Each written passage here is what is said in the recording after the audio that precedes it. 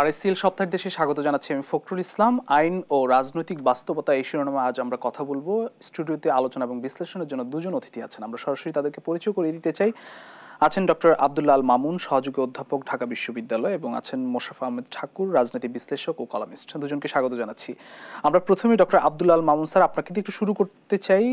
দেশে যেখানে আসলে সংস্কারের জন্য মুখিয়ে আছে জনগণ, সেখানে আসলে ষড়যন্ত্র শঙ্কা কতটা দেখেন বর্তমান যে পরিস্থিতি, সে পরিস্থিতির বিবেচনায়?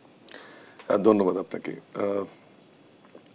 একেবারেই একটা সঠিক প্রশ্ন বোধহয় আপনি করেছেন এই প্রেক্ষিতে, বর্তমান প্রেক্ষিতে।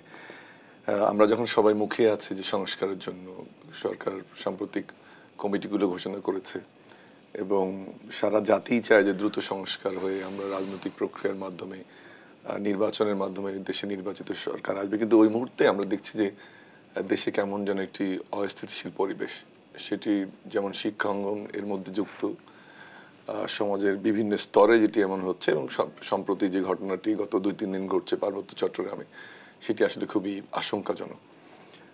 যদিও সময়টি একেবারে অল্প, 1.5 মাস সময় এই সরকার গঠিত হয়েছে এবং সরকারের অনেকগুলো সফলতা আছে, কিন্তু সামাজিক যে জায়গাটি, সেখানে দেখছি আমাদের যে অস্থিরতাগুলো কমছে না।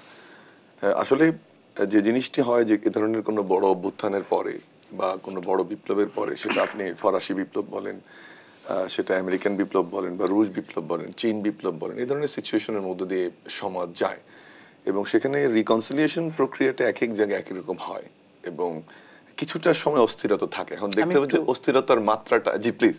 আমি একটু প্রশ্নটি একটু বিস্তারিত যদি করি, আসলে যেখানে এত বড় একটি গণ অভ্যুত্থান হলো, আমরা বিপ্লব বলছি, বিভিন্ন দল মত নির্বিশেষে মানুষ আন্দোলনের মধ্য দিয়ে 16 বছরের একটি শাসনের অবসান হলো, যার মধ্য দিয়ে, এবং সংস্কারের জন্য মুখিয়ে জনগণ, সেখানে আসলে কারা, আপনার কি মনে হয় যে এই যে অস্থিরতাগুলো, এগুলো কোনো কৃত্রিমভাবে তৈরি, বা সাম্প্রতিক যেসব ঘটনাগুলো আমরা দেখছি, বিভিন্ন আন্দোলন বা বিভিন্ন কিছু, এই সরকার আসার পরে না, যেটা বলছিলাম যে এই ধরনের একটা বড় পরিবর্তনের পরে সামাজিক অস্থিরতাটা একটা সব পৃথিবীর ইতিহাসে সবসময় হয়েছে। সেটা আপনি যে ইভেন আফ্রিকায় যে বর্ণবাদ বিরোধী আন্দোলনের পরে হয়েছে, সবসময় হয়েছে। এখন এই ঘটনাটার মাত্রা বা ধরন সমাজ অনুযায়ী ভিন্নতা রয়েছে।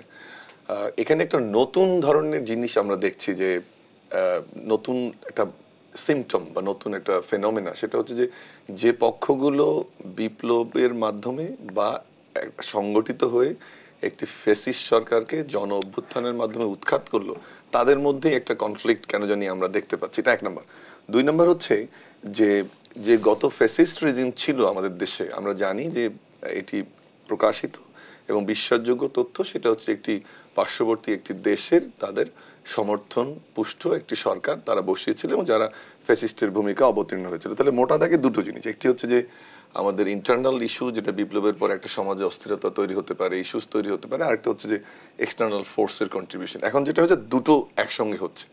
এবং যে প্রশ্নটি আপনি করলেন যে ষড়যন্ত্র তথ্য, এটা তো অবশ্যই যে সবসময় একটি জন অভ্যুত্থানের পরে যে সরকার চলে যায়, তারা তো চাইবেই যে এখানে অস্থিরতা থাকুক, যে সরকারটি আসলে তারা সফল না হোক। সেটি যেমন একটা সক্রিয়তা আছে তাদের কর্মী, তাদের সমর্থক গোষ্ঠীর, বা জনপ্রশাসনে যারা আছে, যারা সামরিক প্রশাসনে আছে, বা যারা বিভিন্ন স্তরে ঘাপটি মেরেছে, তারা তো চেষ্টা করছে। পাশাপাশি যুক্ত হয়েছে যে আমাদের পার্শ্ববর্তী দেশের বিরাগ ভাজন হওয়া একটি সরকার, যেটা আমরা মনে করছি যে তাদের আগে তাদের প্রিয় সরকার ছিল, এবং সে কারণে হয়তো বা ঘটনাগুলো অনেক বেশি ঘটছে।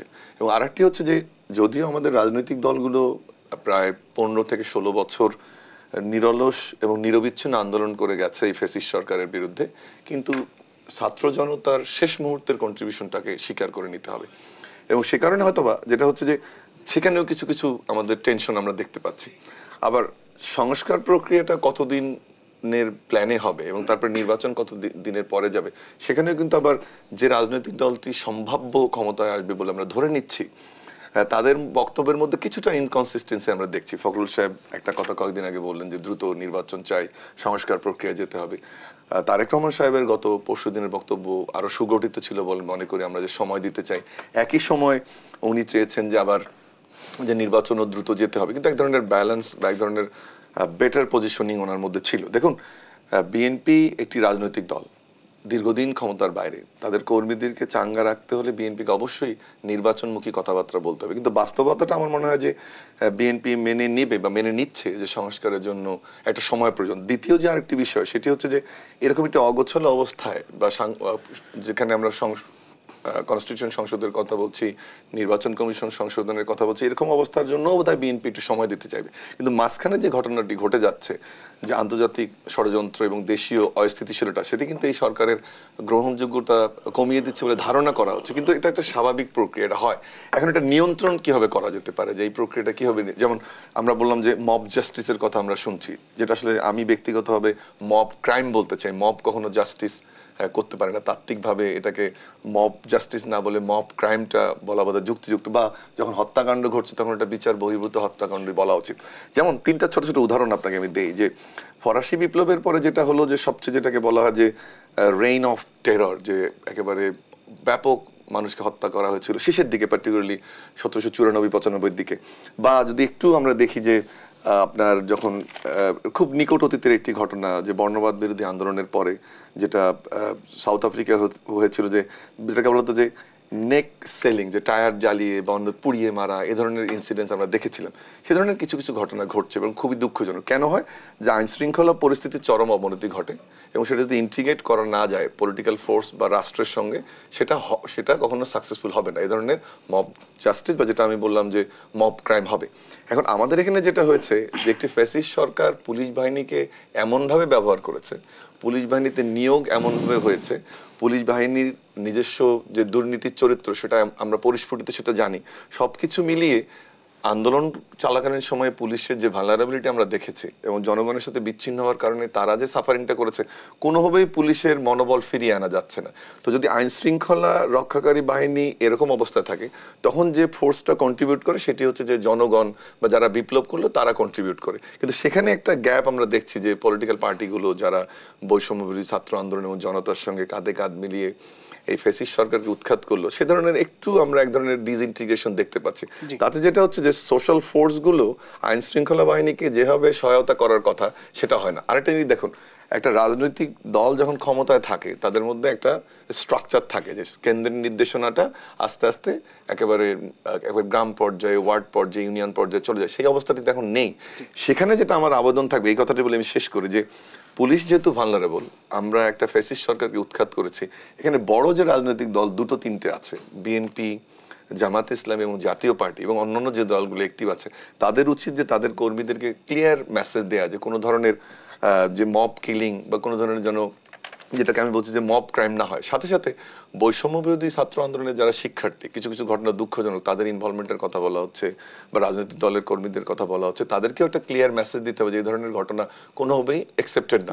আসবো আপনার কাছে। আমি একটু মোশাররফ আহমেদ ঠাকুর আপনার কাছে আসতে চাই, যে গত 16 বছর বলি বা 17 বছর বলি, যে গণতন্ত্র কিংবা সংস্কার বা বিভিন্ন দাবিতে আসলে যেই দলগুলো মাঠে ছিল, আন্দোলন করেছে এবং এই ছাত্র আন্দোলনে তারা অংশ নিয়েছে, এখন আসলে এই সংস্কারকালীন এই সময়টিতে আসলে মানে মাঠে কি আমরা খুব রাজনৈতিক প্রতিযোগিতা লক্ষ্য করছি কিনা, বা এটি কি খুব জরুরি এখন, বা ঐক্য দেখছি কিনা আমরা সংস্কার? আমি তো কোনো প্রতিযোগিতা তো দেখছি না। মানে কোনো ঐক্য কি আমরা দেখতে পাচ্ছি মাঠে?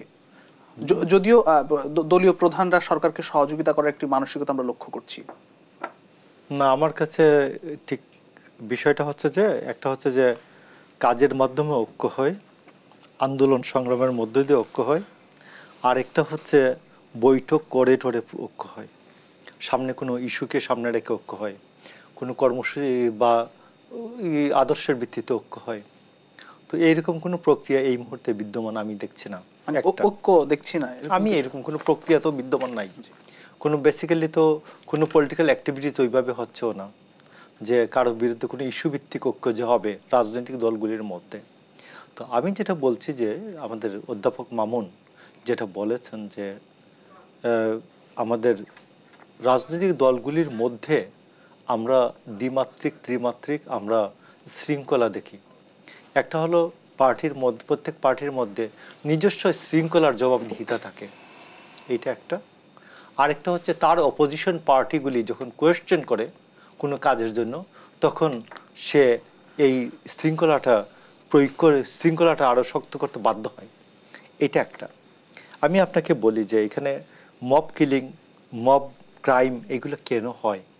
আমি এই জায়গাটা, উনি তো কয়েকটা বললেন, যখন ক্ষমতার ভারসাম্য নষ্ট হয় কোথাও, তখন এই জায়গাটাতে, এবং মানুষ যে চেহারা দেখেই, মানুষ যে কত কে ভালো মানুষ এটা চেহারা দেখে বোঝার কারণ নাই। যখন যে সবসময় জোরে জোরে কথা বলে, এই লোকটা কোনো সময় হয়তো দেখা গেল অনেক সুবিধা পেয়েও সে কোনো কিছুই করছে না, হিংস্র হচ্ছে না। আবার একটা গুবে ছাড়া মানুষ, তার সামনে যখন কোনো কিছুই নাই, তাকে চ্যালেঞ্জ করার কেউ নেই, সে দেখা গেলে ভীষণ হিংস্র হয়ে উঠছে। সমাজবিজ্ঞানের এইটা বিভিন্ন ধরনের অবজারভেশন আছে। আমি আপনাকে বলি 1974 সালের 4 এপ্রিল এই ঢাকা বিশ্ববিদ্যালয়ের মহসিন হলের টেলিভিশন রুমের সামনে, এখন টিভি রুম এই জায়গায় আছে কিনা জানি না, এই টিভি রুমের সামনে করিডোরে 7 জনকে দাঁড় করিয়ে ব্রাশ পায়ে হত্যা করা হয়েছিল। ওই সময়ে অন্যান্য ছাত্র সংগঠন কেউ ছিল না, শুধু একটি ছাত্র সংগঠন ছিল, মুজিববাদী ছাত্রলীগ, এবং তাদের আভ্যন্তরীণ কুন্দলে এই কাজটা হয়। তো আমি আপনাকে বলছি, আজকে ঢাকা বিশ্ববিদ্যালয়ে যে কথাটা হচ্ছে যে রাজনৈতিক পরিচয়ধারী কোনো ব্যক্তি, ছাত্ররা কেউ থাকবেন না। জাতীয়তাবাদী ছাত্রদল ওইখানে তারা মনে করছে যে ঠিক আছে বাবু, একটা আন্দোলন সংগ্রাম হয়েছে, নিজেদের মধ্যে কথাবার্তার যেন ঝামেলা না হয়, ঝামেলা এড়ানোর জন্য তারা নিজেরাও যাচ্ছে না ক্যাম্পাসে, এখনো ঠিক হলগুলিতে উঠছে না বা এরকম। তো সেই কারণে আমি আজকে বলছি যে যে যে ঢাকা বিশ্ববিদ্যালয়ে এইরকম একটি কাণ্ড, তোফাজ্জলের মতো একটি কাণ্ড হয়ে গেল। তো যে তাকে, ঘটনাটা কি, একটা হলো ঝুঁকের মাথায় বা কোনো ঘটনাক্রমে একটা অ্যাক্সিডেন্ট হয়ে গেছে, এইরকম তো না।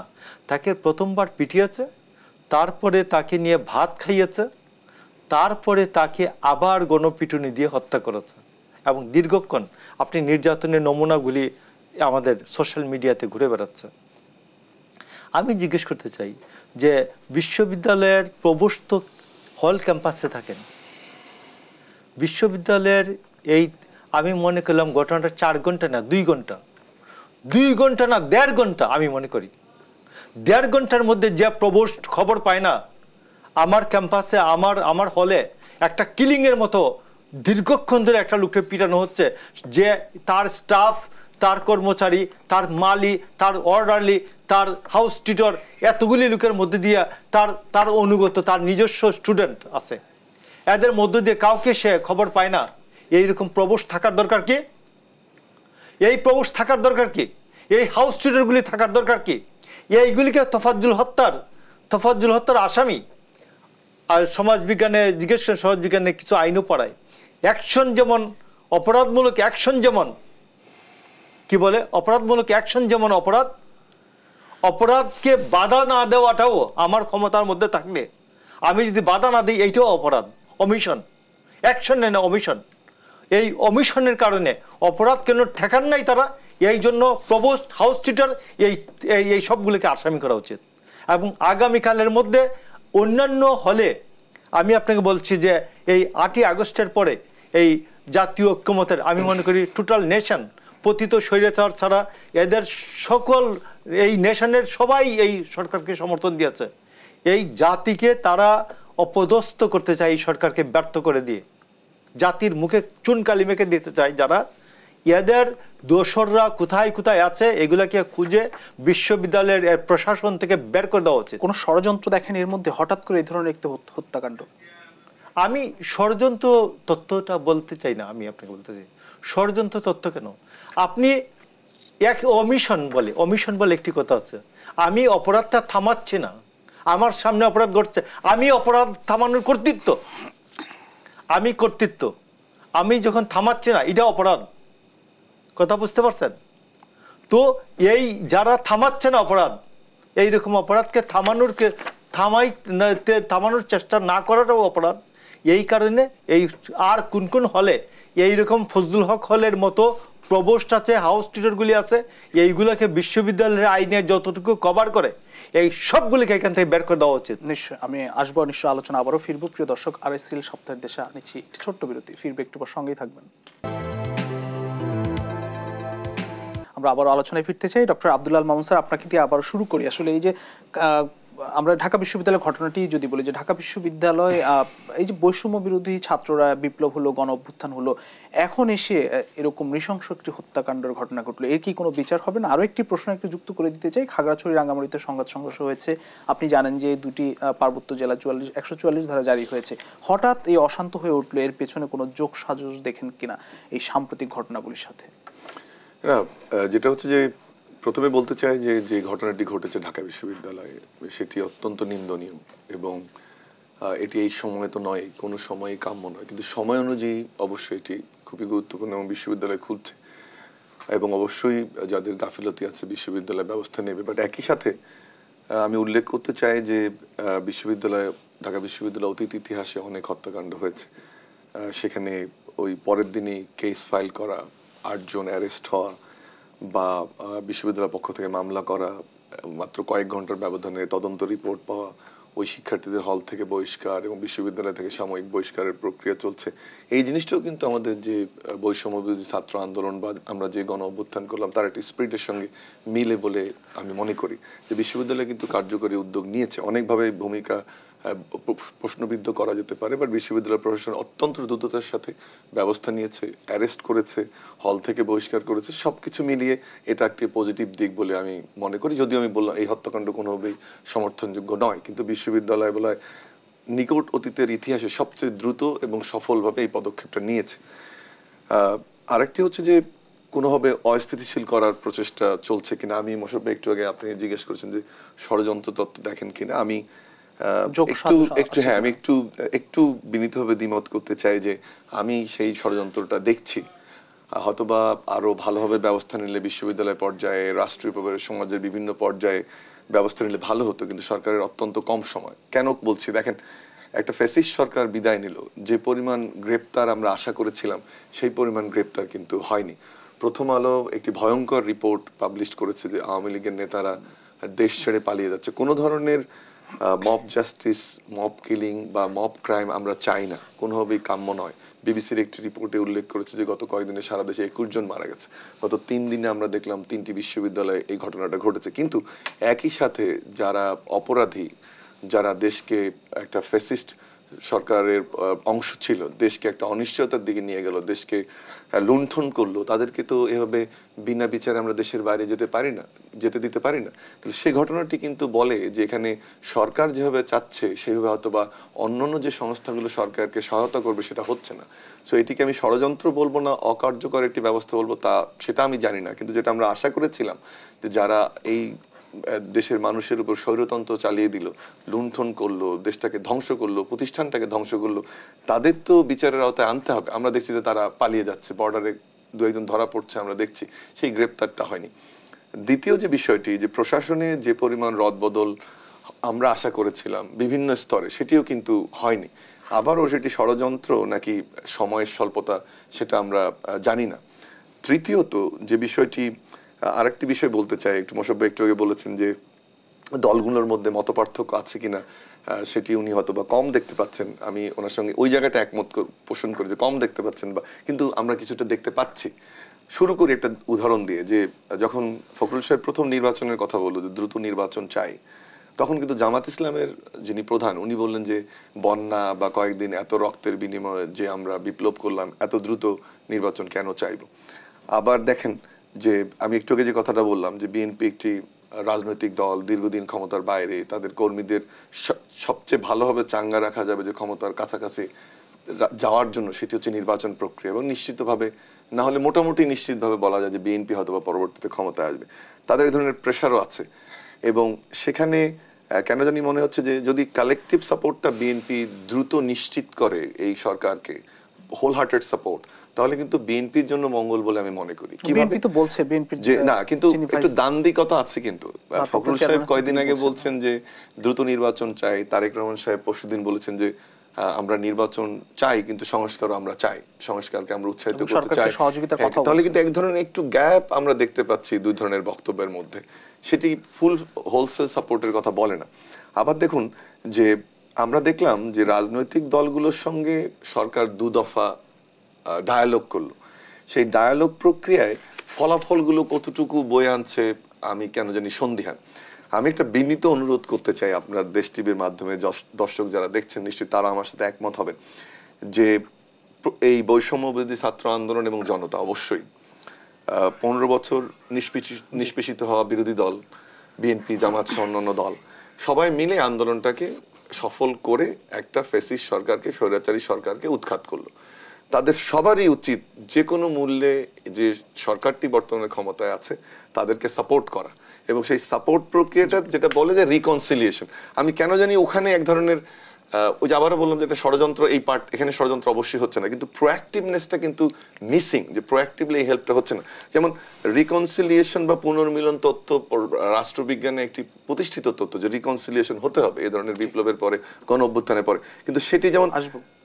ঠিক আছে, আপনাকে একটু সুযোগ দিবেন আমাকে যে আমি রিকনসিলিয়েশন প্রক্রিয়াটা আরেকটু বলতে। নিশ্চয়ই, আমি আপনার কাছ থেকে এটি শুনবো। আমি একটু যেতে চাই মোশাররফ আহমদ ঠাকুর ভাই, আপনার কাছে একটু জানতে চাই যে খাগড়াছড়ি রাঙামাটিতে সংঘাত সংঘর্ষ, 44 ধারা জারি, অশান্ত একটি পরিস্থিতি, তার সঙ্গে গত 1 মাস ধরে আসলে যেসব ঘটনাগুলো আমরা লক্ষ্য করছি, এগুলোর কোনো যোগসাজশ আপনি দেখতে পান কিনা? ধন্যবাদ ফখরুল। আমি এই জায়গাটাতে যাওয়ার আগে একটা 30 সেকেন্ড আমি একটা জিনিস যোগ করি। এই যে এইরকম যে সরকার যাদের একবার তৃণমূল পর্যন্ত তার নিজস্ব কর্মী বাহিনী নাই, যেমন মির্জা ফখরুল ইসলাম আলমগীর বানিয়াচং, হবিগঞ্জ জেলার বানিয়াচং ধরেন একটা বড় গ্রাম, এটার থানার থেকে 20 কিলোমিটার দূরে তার একজন কর্মী আছে। ওইখানে যদি একটা দুর্ঘটনা ঘটে, ও যদি ওর ঢাকায় সাথে সাথে ফোন করে এক জায়গায় বলবে, মির্জা ফখরুল ইসলাম আলমগীর 15 মিনিটের মধ্যে ওই ঘটনার খবরটা পাবেন। যেটা ডক্টর ইউনূস সাহেবের এই প্রক্রিয়াটা তো নাই। তাইলে ডক্টর ইউনূস সাহেবকে একটা প্রক্রিয়ার মধ্য দিয়ে যেতে হবে, সেটা হচ্ছে ওনার চতুর্পাশে দরকার হচ্ছে অ্যাক্টিভ, মোবাইল এবং ইফিশিয়েন্ট লোকজন। এই ল্যারেত ব্যারেত মার্কা লোকজন দিয়ে হবে না। প্রথম কথাটা হচ্ছে এটা কি সমস্ত আপনি দেখবেন যে এইরকম জাতীয় ঐক্যমতের সরকার, যেমন এই 7ই নভেম্বরের পরে 75-7ই নভেম্বরের পরে জিয়া অর্জনের সাথে যত আপনি ফুল ক্যাবিনেট দেখেন, ক্যাবিনেট দেখলেই মনে হবে যে এটা একবারে এই মুহূর্তে এইরকম এই বয়সের এই যে আব্দুল্লাহ আল মামুনের বয়সের যে ঠিক এই বয়সের বিলো 50 এই যে সব রাত্রে 2টার সময় ডাকলে পাওয়া যায়। ফোন বন্ধ তো দূরের কথা, ফোন বন্ধ নাই, রাতে 2টার সময় প্রেসিডেন্টের মিটিং, রাতে 2টার সময়, আবার সকালে 8টায় অফিস। তো এইটা হচ্ছে বিষয়। তো এই জন্য আমি আপনাকে বলছি যে ভিসি সাহেবকে ফোন বন্ধ রেখে ঢাকা বিশ্ববিদ্যালয়ে ফোন চালাতে পারবেন না, তো চালাতে পারবেন না। এটা বহু অগ্নিকুণ্ডের উপর বসে আছেন, ওখানে আগুনের উপর বসিয়ে, অগ্নিগিরির উপর বসিয়ে আপনাকে হাসতে হবে। এটা এমাজউদ্দিনকে ফলো করেন, ডক্টর ফয়েজকে ফলো করেন। এই জন্য আমি এই জায়গায় আসছি।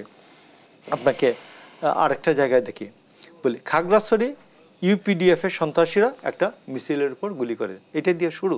প্রথমত আমি জিজ্ঞেস করতে চাই যে ইউপিডিএফ এর এরা এত অস্ত্র পায় কোথায়? আমার খাগড়াছড়ি স্টেডিয়ামে যে শান্তি বাহিনী, যে সন্তুল আরমার লোকজন যে অস্ত্র জমা দিল, হাজার হাজার অস্ত্র, এই অস্ত্র কোথার থেকে আসছিল? এই অস্ত্র কি ঢাকা শহরে কিনতে পাওয়া যায়? বাংলাদেশের সীমান্তের ভিতরে কিনতে পাওয়া গেছে? তো এই অস্ত্র ভারত থেকে আসছে, সোজা বাংলা কথা, ভারত থেকে আসছে। তো ভারত কি আজ পর্যন্ত কোনোদিন বলছে ওর যে এতগুলো গভর্নমেন্ট চেঞ্জ হয়েছে, ভারতের কোনো গভর্নমেন্ট বলছে যে আমরা শান্তি বাহিনীকে অস্ত্র দিয়েছিলাম? কংগ্রেস শান্তি বাহিনীকে অস্ত্র দিয়েছিল বলছে কোনোদিন? বিজেপি অন্যান্য গভর্নমেন্টের পরে যে আরেক গভর্নমেন্ট আসছে কোনদিন বলছে বিজেপিকে আমরা অস্ত্র দিছি? সে তার স্বার্থটা হচ্ছে বন্ধুত্ব এবং সত্যতা। এইটা হচ্ছে ক্ষণস্থায়ী, স্থায়ী নয়। বাট স্থায়ী জিনিসটা হচ্ছে কূটনীতিতে প্রতিবেশীর সাথে, সেটা হচ্ছে স্বার্থ।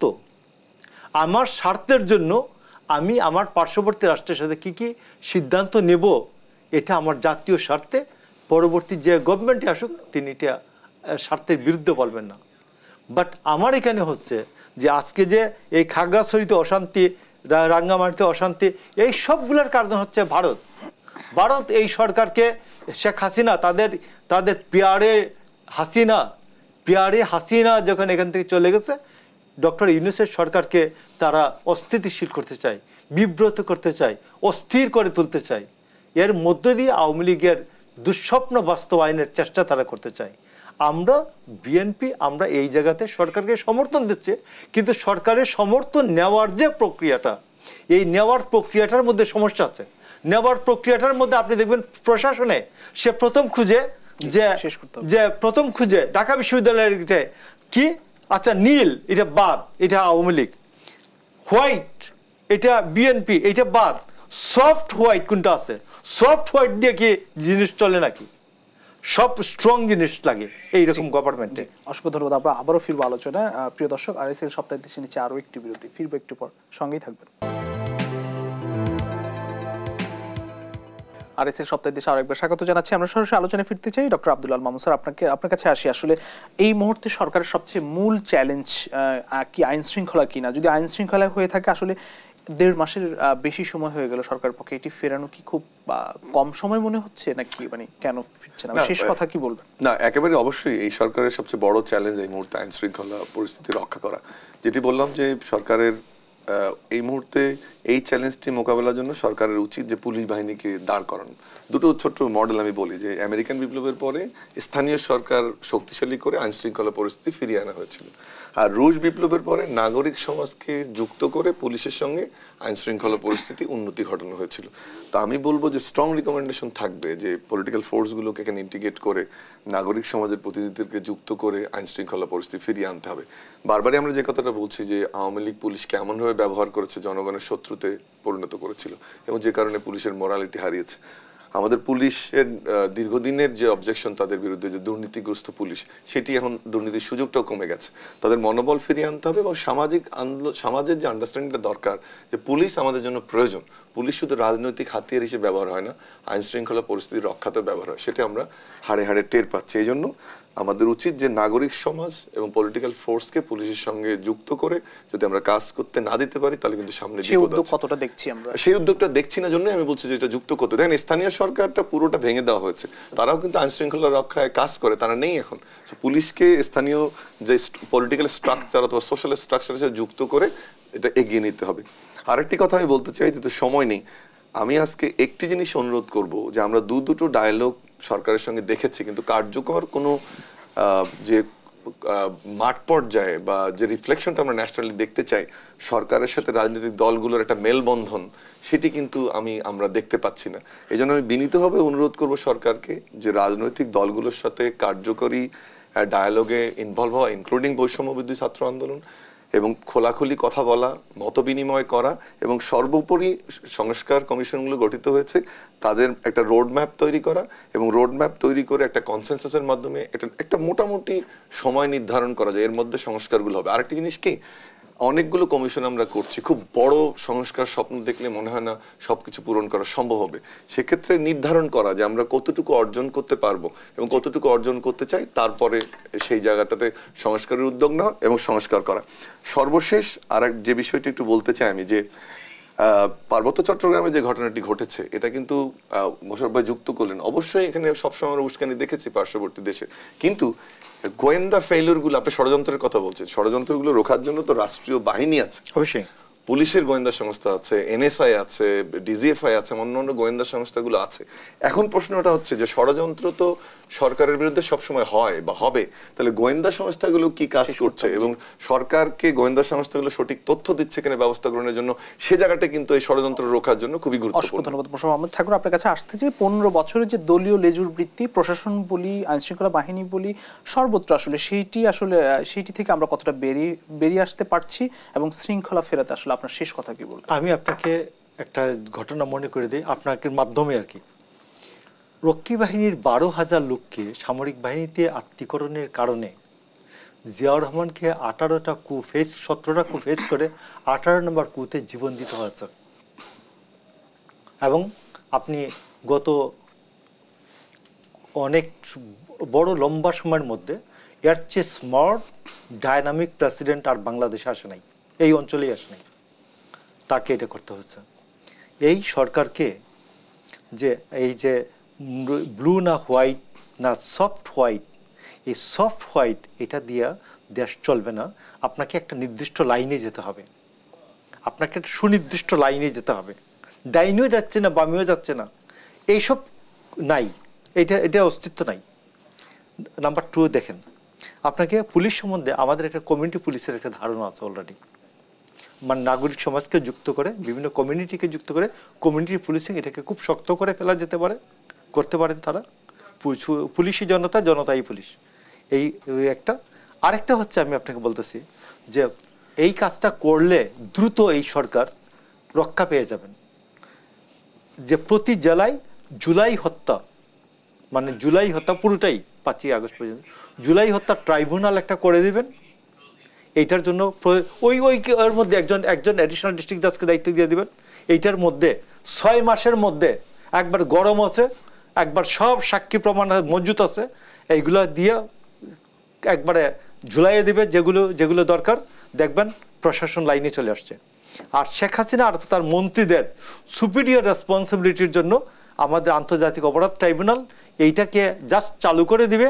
প্রসিকিউটর আরও প্রসিকিউটর নিয়োগ করতে হবে, 4-5 জন না, আরও কয়েকজন লাগবে, আরও বেশ কিছু লোকজন লাগবে, প্রয়োজনীয় সংখ্যক লোকজন দিয়ে এটা চালু করে দিয়ে মন্ত্রীদের যেগুলো ধরছে এইগুলাকে বিচার হইতে থাকবে, রায় হয়ে যাবে, হাইকোর্টে যাবে, সুপ্রিম কোর্টে যাবে, আপিল হবে, আপিল রিভিউ হবে, 6 মাসের মধ্যে নিয়ে ঝুলাই দেবেন, একটার পর একটা ঝুলাই দেবেন।